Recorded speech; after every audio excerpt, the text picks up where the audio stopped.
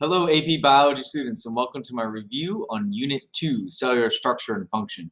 Just like all my videos, this is not for profit. This is just meant to help students, and it's mainly for the students here at TASM. This is going to be about 10 to 13% of the AP exam, as you saw, and we did take right around 11 class periods for it, and I hope you've enjoyed the unit. All right, it's a doozy. It's got a lot of stuff in it, so let's jump in.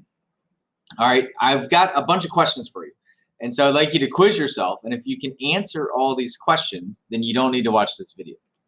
Here we go. Why are cells small? Can you perform calculations with the AP Biology formula sheet on surface area to volume ratio? Can you describe adaptations cells have to increase surface area to volume ratio? Then let's get into the cell, the components. Can you compare and contrast prokaryotic and eukaryotic cells? Can you describe the processes such as energy conversion or protein synthesis that organelles are involved in? We will deal with cellular division more in upcoming units. And then last but not least, can you describe the structure and function of organelles? Right, we are in AP biology, so we're not using things like an analogy to the cell city or anything like that. We need to say stuff like the mitochondria is where energy is converted from the bonds of glucose into ATP, an energy molecule that we can use.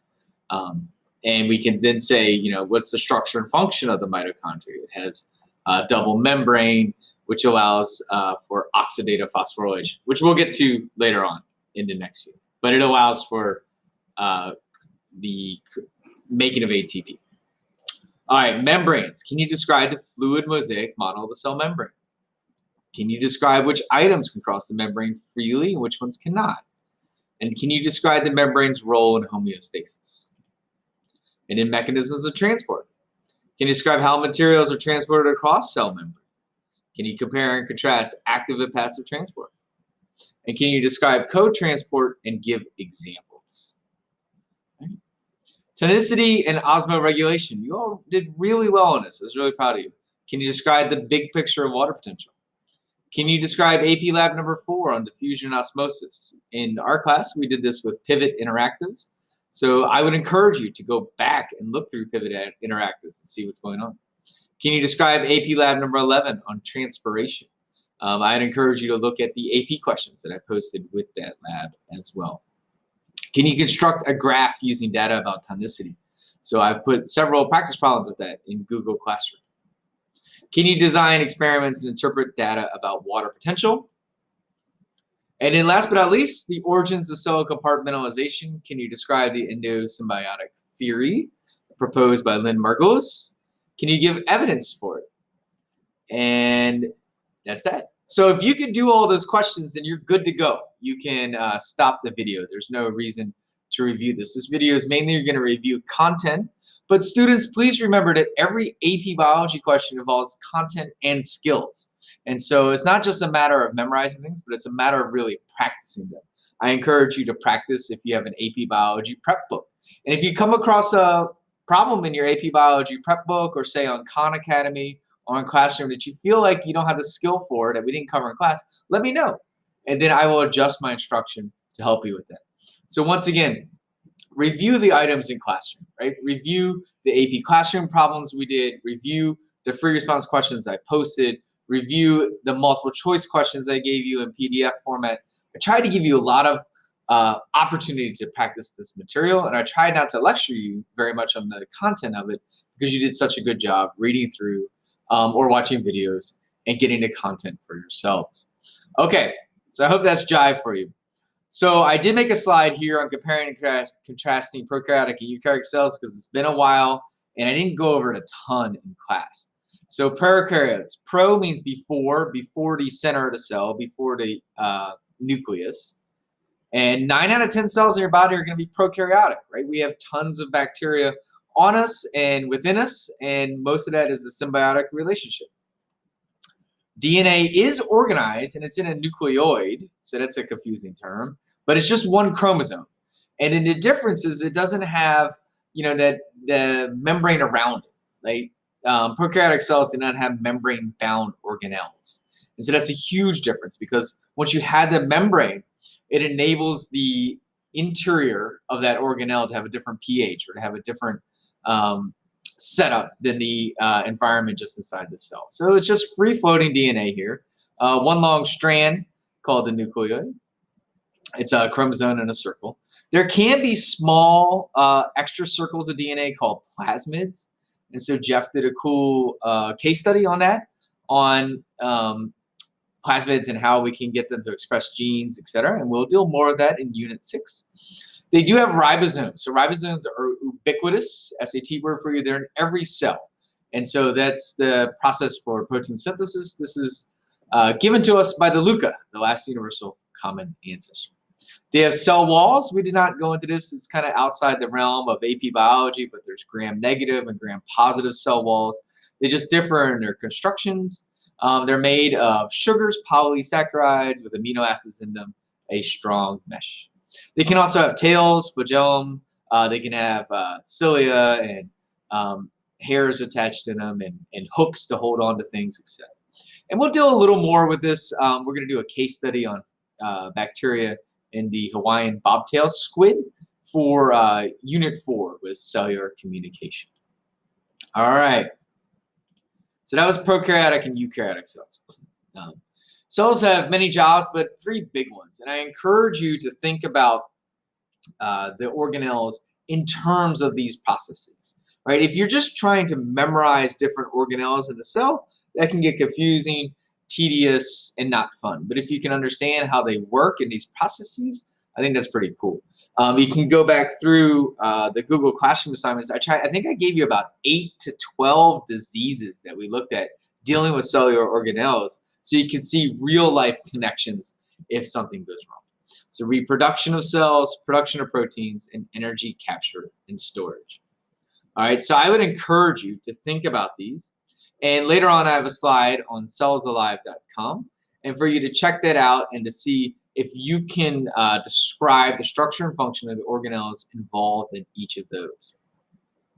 Okay, cells are limited by surface area to volume ratio. So you're going to be given a formula sheet. I'd encourage you to have a calculator you're very comfortable using, and you're going to need to be able to do these calculations. And you'll be given a cell, and you'll have to work through them. We've done various practice problems with that in class and as part of your reading quiz. So surface area is going to be to the second power, whereas volume is going to be to the third. So if you think about this and if you try it out, volume will always overtake surface area as the cell gets bigger. So the surface area to volume ratio will shrink as a ratio, right? This volume will overtake surface area. Cells want to maximize their surface area to volume ratio in order to exchange nutrients and waste. So I would encourage you to check that out, to do some of the practice problems there. So what kind of adaptations might cells have to increase surface area to volume ratio, right? Well, you saw, and I think the best example is in the intestine. You saw the different villi or the different finger-like projections on the top of the cell to increase the surface area for absorbing nutrients to bring them inside of, from the lumen inside of the cell and then into the blood so that it can be shared. Okay, eukaryotic cells have internal membranes that allow organelles to have specific functions. So this is pretty important, and it comes up a lot in AP biology, and there's a lot of study on it, on the endomembrane system. And it's just cool to say, endomembrane. Right? It sounds like the name of a rock band. And it's membranes that interact with one another. You all crushed this during the reading quiz. And so that would be the nucleus. The nucleus is a double membrane. The endoplasmic reticulum, the Golgi apparatus, lysosomes, vesicles, vacuoles, and the plasma membrane. And so you're seeing that this is going to be all involved in protein synthesis, right? And so we'll go over that in just a second. Also the transport of materials, metabolism, and the detoxification of poisons, dealing with the lysosomes and also peroxisms. So all of those have membranes, and they can all interact with each other. They're all phospholipid membranes, just like the ones for the cell membrane. So here we go. Here would be an example of protein synthesis. And so this is the nucleus, and the nucleus is going to have DNA inside of it in the form of, for humans, right, 23 pairs of chromosomes.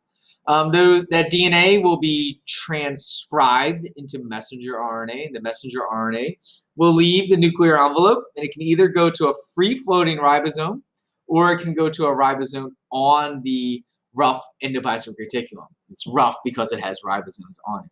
On the rough endoplasmic reticulum, on that ribosome, it will be translated. The mRNA will be translated into a protein. A protein is an accumulation of amino acids. Those amino acids, as they're covalently bonded together in peptide bonds, will then make their way through the endoplasmic reticulum, and they will then be sent to the Golgi apparatus inside of a vesicle. Once in the Golgi apparatus, it will process through these different layers of the Golgi apparatus, and the protein will be modified, and it will have markers added to it, etc. It will then leave the Golgi apparatus, and it can then leave the cell. It will go in a vesicle to the cell membrane, and it can be exocytosed out, and it can leave the cell there, right? And so this is an endomembrane system. It's the involvement of membranes along the way and how the membranes can fuse with each other. When that vesicle fuses here, it's fusing the membrane with the Golgi apparatus. We watched some cool video clips about that from North Dakota State University. All right, so that would be protein synthesis and the endomembrane system. Okay, sorry, this should have been animated. We're doing one take today. So mitochondria and chloroplasts change energy forms. This is going to be huge in Unit 3. Some of you have already started Unit 3. I'm very proud of you dealing with this. We also covered it a bit in 9th grade biology. And then you did a good job making claim evidence reasonings that the mitochondria came first, right? And it's parsimony and mitochondria are in plants. The cytoskeleton, excuse me. Okay, I'm back. The cytoskeleton helps to give the cell structure and shape. It gets pretty complicated with different types of filaments and fibers, but that's beyond the scope of AP biology. But it's interesting, and you could check it out. Cells can communicate and work together via extracellular components and conjunctions. So this is really dealing with the ECM, the extracellular matrix on the outside of the cell. We didn't really get into that too much, and that's okay, because we're going to do that a lot in a whole unit on cellular communication. But there was an example in your textbook about tight junctions, so holding things together, anchors, and then holes that let cells communicate, etc. And the same in plants. They have holes called plasmodesmata. I will not be putting on your assessment anything here. Cellular communication, I'll be holding that till the cellular communication unit. Cells show emergent properties. So we talked about this with water, right? Hydrogen bonding, and how many water molecules together can do things that one water molecule can't. And they can provide for the properties for life with, the solid being less dense than the liquid, so ice floats. It's a good solvent, etc. Cells are the same way, right? If you put all these organelles together, you get a cell that can be alive. The organelles on their own are not alive. And in cells that work together in a tissue can do things that one unicellular organism cannot do. So the whole is greater than the sum of its parts. And so you are very thankful that you have all these cells working together to make you. Okay, the structure of a cell leads to dysfunction. I put this slide in here just to remind you that not every cell is the perfect circle that you see in your Campbell or OpenStax textbook, right? That they have different shapes and sizes, and those lead to different functions. And I think you can see some of the beauty of this in looking at a neuron versus an intestinal cell. And many of you all did your Unit 2 or Unit 1 case studies on some type of cell type. Here is a picture of cellsalive.com that I encourage you to check out and to use. It's free, and you can practice the organelles, and you can try and practice them in the realms of, okay, how do they work in protein synthesis, or how do they work in energy conversion? All right, that was chapter 6 in the Campbell book for us on cells, and now we can get into the second half of the unit, and that's dealing with cellular transport and homeostasis. So we started with cell membranes and how they are made of phospholipid bilayers. And so this head right here, the phospholipid, is going to be polar. Remember that cells exist in an aqueous or water environment. So these are going to face outwards. They're going to face towards the water. The inside is going to be those hydrophobic tails. And so they are going to be nonpolar, and they're going to face inwards. This is energetically favorable. It does not take energy to create, to make the cell membrane shaped like this, right? As the phospholipids are made or synthesized by smooth endoplasmic reticulum, they will come out and they will look just like this. They will come together just like this. But it's more than just the phospholipids with each other, right? And they have these cool membrane-bound proteins, and they can be, on just one part. They can be spanning the whole thing. They can have carbohydrates attached to them. They can have lipids attached to them, and all of these serve as markers and ways for cells to identify who's who and what's going on in the body. And then these channels are going to facilitate the movement of items that cannot make it through the phospholipid bilayer right here.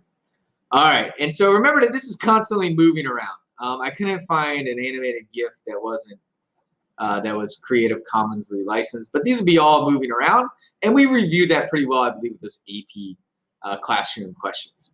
And then you're gonna have saturated versus unsaturated fats, right? And so if you remember that the saturated fats are going to be just straight hydrocarbon chains, carbons with hydrogens on them, no kinks. So they're going to be straight lined, whereas unsaturated fats are going to have a double bond between a carbon somewhere in this hydrophobic tail. And so it's going to make it kinked.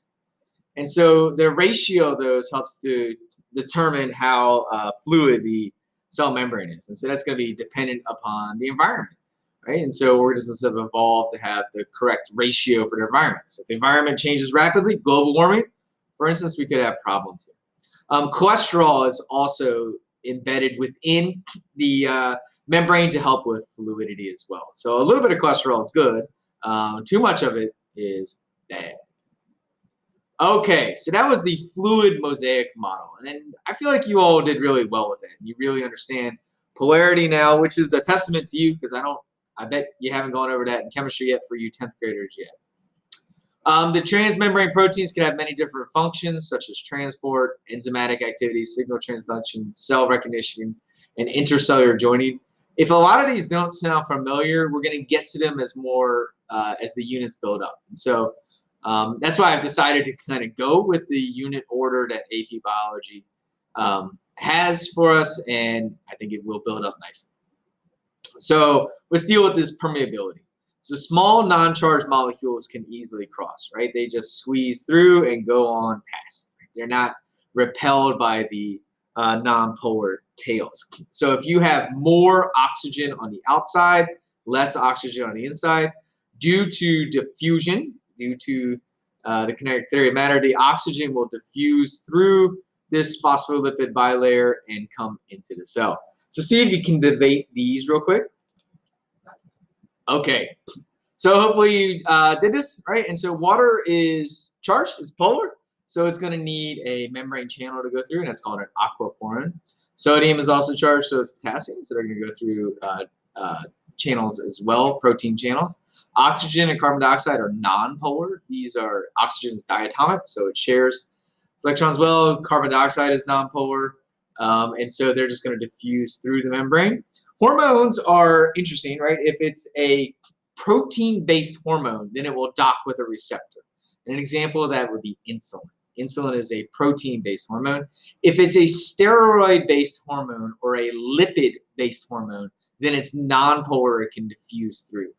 The AP exam will tell you if it's lipid-based or if it's protein-based. If it's lipid-based, it just diffuses on through the membrane. So problems with these channels can lead to diseases, and so Dory did an excellent presentation on cystic fibrosis, having a problem with the chloride channel. Okay, passive transport. We're going from high to low concentration. Akin to somebody spraying perfume or lighting an incense or something, you can smell it throughout the room. And so it's coming from an area of high to low concentration. And then we deal with this in terms of water and hypotonic, hypertonic, and isotonic solutions, and then also in facilitated diffusion using protein chains.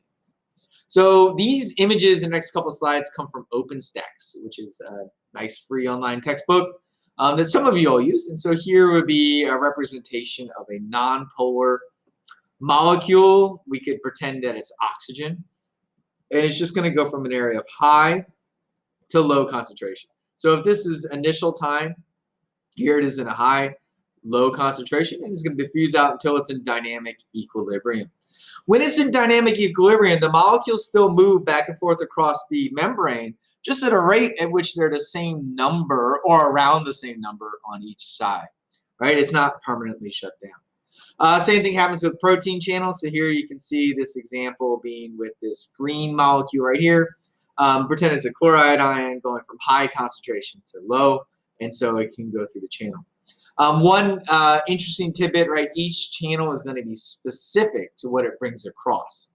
So it's going to be, this would be a specific chloride channel. It wouldn't be for, say, a glucose molecule or something like that.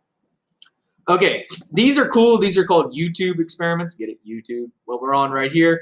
And if you have one, they allow the movement of water, but not a solute across this membrane.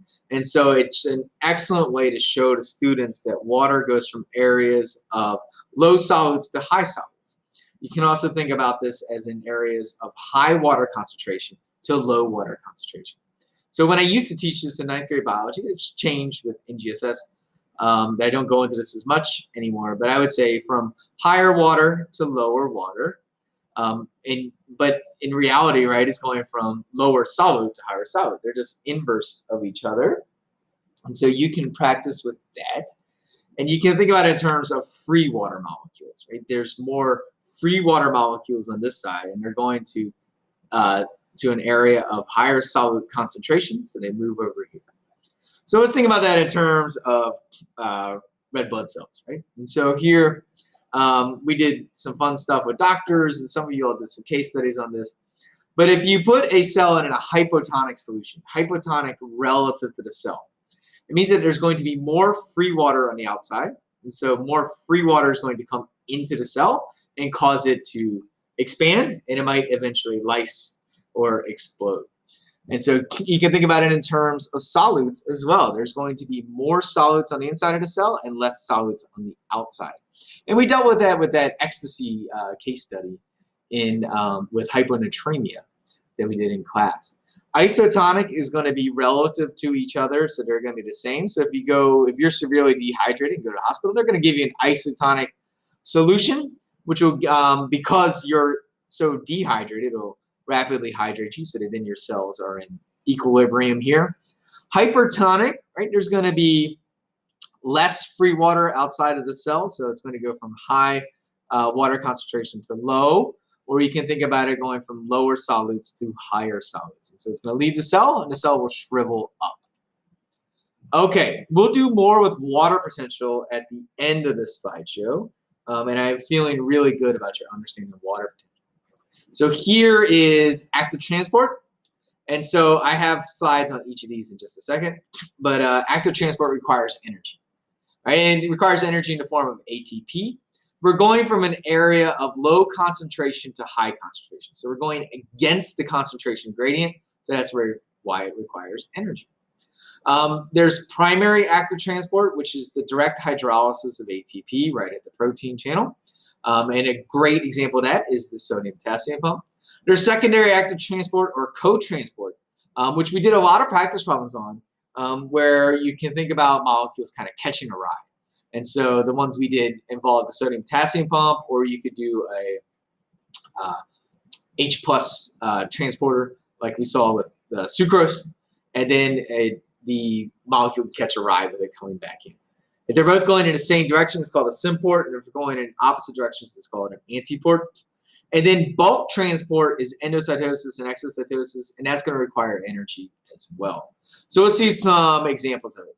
Here would be the sodium-potassium pump, and so this picture's from OpenStax as well. We're going against the concentration gradient for sodium. So here, low, high, but we're moving the sodium, the blue ones, outside of the cell. So we're going against the concentration gradient. So that must require energy, and here's that energy in the form of ATP. You break that third phosphate off, gives you 7.3 kilojoules of energy, and then the ADP goes back to the mitochondria to get fired up to make more ATP. Same thing with potassium, right? We're going from low to high. So I was looking at the OpenStax book, and it even talked about capital punishment, right? And so the injection of potassium chloride messes up this balance inside of cardiac cells and kills a prisoner. That is savage. Okay, here is the example of coupled transport. And so you're using the energy of the sodium-potassium pump here. And then there's more sodium outside than inside. So as the sodium diffuses back along its gradient, back along its concentration gradient from an area of high to low, at this symporter, because they're going in the same direction, you can bring in a glucose molecule. And so this happens in your intestine. This would be the inside of the intestinal tube called the lumen. And then here would be the intestinal cell. And then down here off of the screen would be your blood stream. And so we want to get glucose into the cell. And so the cell has a transporter here, and it can bring glucose in with the sodium gradient. And so this gradient is maintained, though, by the sodium-potassium pump shown earlier. So this technically requires ATP. It's just that the glucose is kind of hitching a ride in. Once the glucose is in the cell, it can then be engage in facilitated diffusion out the other side of the cell to get into the bloodstream. I would really encourage you to go over that AP problem I posted to AP Classroom, or excuse me, to Google Classroom, that has you review this, and I think it does a wonderful job of going through. Here's an example of why the sodium potassium pump is important with action potentials, and we will get to this more later on. Symport going in the same direction, antiport going in other directions. And here's an example with calcium ions in your cardiac muscle cells. All right, we're almost done. So water potential. I'm not going to do problems and stuff in this video. I want you to practice them, and I feel like we did a lot of them in Google Classroom. And I also want you to practice the labs on your own. So we're going from an area of high water potential to low water potential. You do not need to memorize the formula. The formula will be given to you on the formula sheet. So here it is. It's going to be pressure potential plus solute potential. And so we practice a lot calculating solute potential, right? Pressure potential is really only in plant cells because it's going to be the cell wall pushing back on water coming in. And so if you look at the formula, it's always going to be negative for solute potential. So as any of these increase, it's going to be a lower water potential. And so that makes sense, right? As the molarity of a solute goes up, so as the concentration goes up, then there will be less free water and the water potential will go down. And water is always going to move from an area of high water potential to low water potential. A quick reminder, always check out for, you need to convert the temperature from Celsius to Kelvins.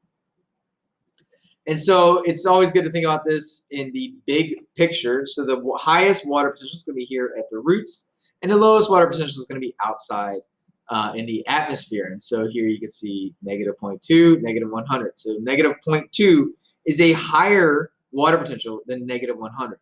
That tends to trick students because you're just used to looking at it with your head and saying, oh, 100 is bigger than 0.2, but it's not if there's a negative sign in front of it. So which way will the water move? It goes from high to low. Okay, so here are some terms for you to practice through, right? And so water is going to move from areas of high concentration to low concentration. That's the 9th grade definition that we're dealing with there. That's hard to measure, right? We have to measure things in terms of solute, really put in there. So water moves by osmosis from areas of high water potential to areas of low water potential. I realize I'm dragging my head around here. You probably think that's ridiculous. I do too. All right, we use water potential because it's hard to calculate water concentration. It's easier to deal with what solutes are being put into distilled water. So if you think about it, these are going to be inverse, right? Water moves from low solute concentration to high solute concentration. If you get a question on the test, I encourage you to just draw a little diagram, right? Draw a little diagram and you should be able to figure it out. Water moves by osmosis from areas of low osmolarity to areas of high osmolarity. Remember that molarity is the concentration, then it makes sense. Just like water potential, it's moving to areas of higher solute concentration. All right, and I would practice the graphing there. Okay, students, I know it was a little quick on the water potential. This is unfortunately what I had time to do, and I wish you the best on your test, and let's crush it. Have a good one.